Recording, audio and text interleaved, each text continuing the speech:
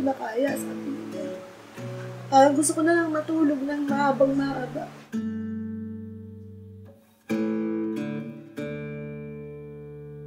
Okay ka, kuya, insurance niyan, okay. Pag tumanda ka, ikaw din makikinamang yan. Parang may pension ka, may pan value yan. Pero kung sasabihin mo nga kung mawawala ka, wag muna, nananalangin naman tayo eh. Ate, hindi. Pagod na. Hindi na, pagod na. Basta ganyan ito. Huwag naman, ako lang ganyan, na walang iwanan.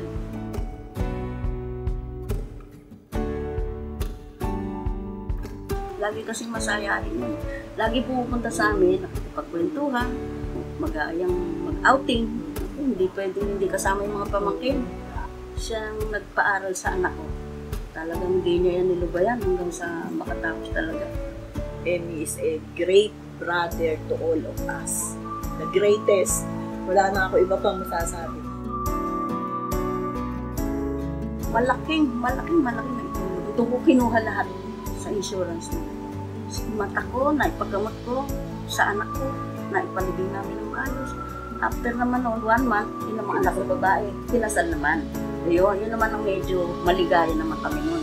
Dahil doon ko pa rin kinuha. Timing talaga eh. Pagka-release ng insurance, dumating naman yung pasabi sa amin na hindi nga covered ng MRI yung mga properties niya. Eh tamang-tama, nakuha ko na yung insurance na to. Kaya yun ang naitapan ko, kaya nailigtas ko lahat yung mga property.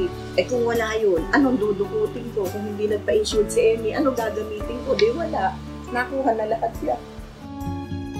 Sa tingin nyo, kailangan talaga to ng mga bata. Kailangan. Pundasyon yan eh. Oo, lalo na yung mga may trabaho. Matapos ng pag-aral, nakapagtrabaho, kailangan kumuha sila ng insurance. Kasi yung insurance, protection yan eh. Pagtanda nila, kapares namin, pag di na sila pwedeng nagtrabaho, meron silang magagamit. Kumbaga, you reap what you sow. Kung may isinuksok, may madudukot.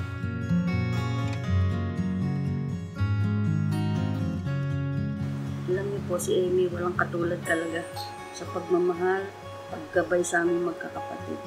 Emmy, salamat ng maraming. Kulang ang pananalita para sabihin namin sa iyo, ng mga kapatid mo, kung gaano ka namin kamahal. Buhay siya sa alaala namin. Hindi ko siya